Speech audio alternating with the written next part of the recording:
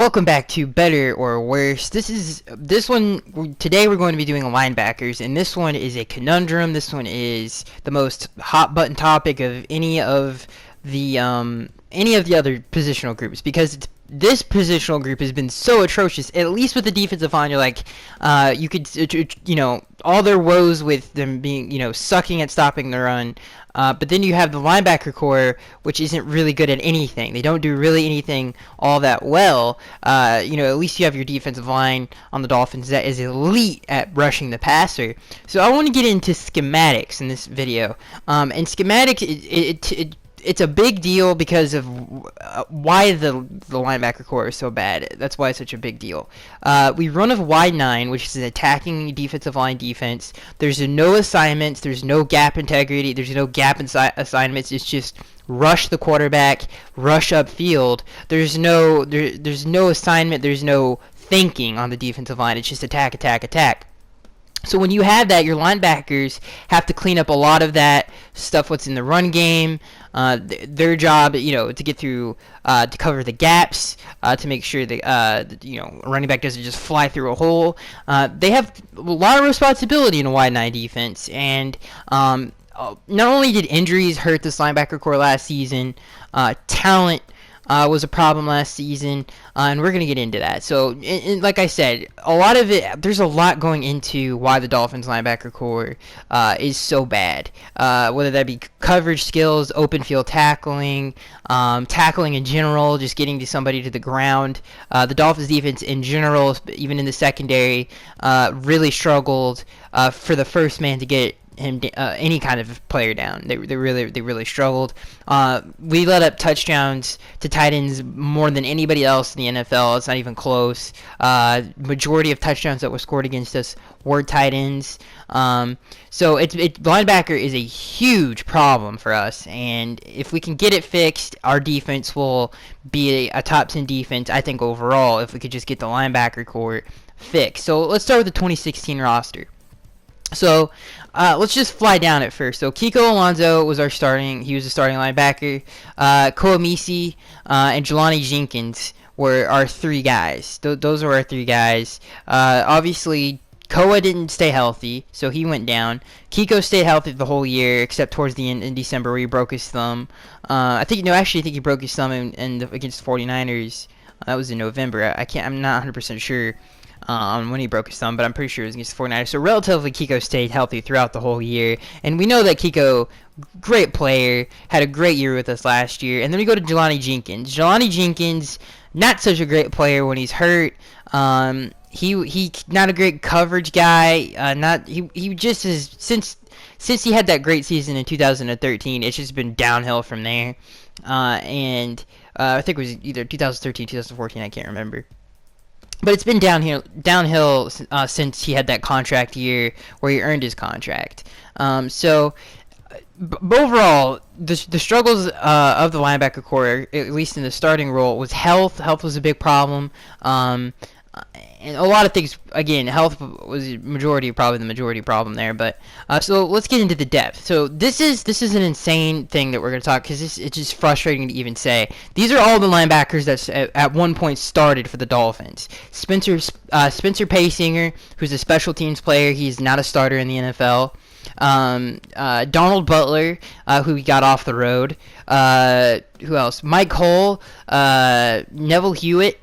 And so that's basically it. If I'm forgetting anybody, you guys can leave it down in the comment section below. But I'm pretty sure those are all the guys who started for the Dolphins at linebacker. And not to mention 2 seasons ago where people like Zach Vigil were starting on the linebacker core for us. So I mean, my God, most of these players are. Kelvin Shepard. Some of these players are special teams players who should never see an NFL field on any starting defense. And So out of all of those players in terms of backups and depth, the only players that really stand out to me, one is Neville Hewitt. I think Neville Hewitt is an explosive athlete. I think he's a smart guy. I think he's a very good coverage linebacker. He's not so much against the run. Obviously, coaches have come out and said if he can just get better between the tackles, he could actually start. And he hasn't done that yet. He hasn't really beefed up. We use them a lot in our nickel package, so that kind of shows you how athletic. Vance thought he was extremely explosive guy.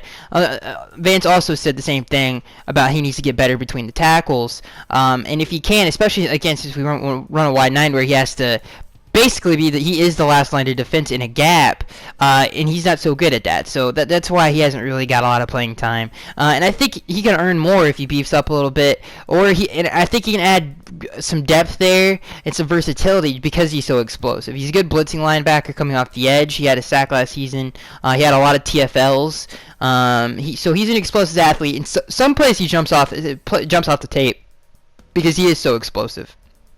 Okay, so Mike Hole, the second guy in terms of all the depth guys, I would say that are good is Mike Hole. For what he is, he's good. He's a great special teams player. He's not a starter in the NFL. He's not the greatest role player, I would say. I would say he's a good role player.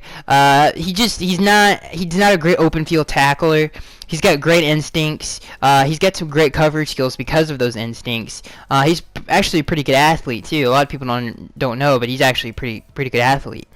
So Mike Hole, another good okay role player there. I think he's mainly a special teams guy. And obviously Spencer Pacing or Donald Butler are just utter trash. I don't think they should start in a football field, or at least they shouldn't even wear a Dolphins uniform anymore. I like Spencer Pacing, a good special teams player. Just do not get on not at all that different at all, other than the fact that we added Lawrence Timmons, got rid of Jelani Jenkins, we retained Koamisi, restructured his deal, and we're going to get into that here in a second. But I think again, Kiko Alonso, a great player. I love Kiko Alonso. He's great coverage. He's good in between the tackles. He's a great tackler, explosive athlete, smart instincts. Not a vocal leader.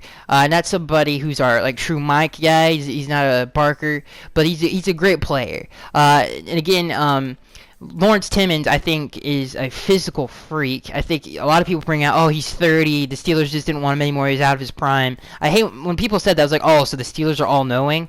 They got rid of Joey Porter, and he had 17 sacks with us. So I don't know if the Steelers are all-knowing. That doesn't make any sense. There's exceptions to that rule. I don't think Lawrence Timmons is out of his prime. He's only age of 30. That doesn't mean you're out of your prime. You just hit 30. So I don't think Lawrence Timmons is out of his prime at all. I think Lawrence Timmons is a great zone linebacker. He's not the greatest. He's not somebody who's going to man up like a Deion Buchanan, however you say his name. He's not that athletic. He's not a Ryan Shazier, but he gets the job done. He's a great zone, like I said, he's a great zone coverage guy. He's got great instincts.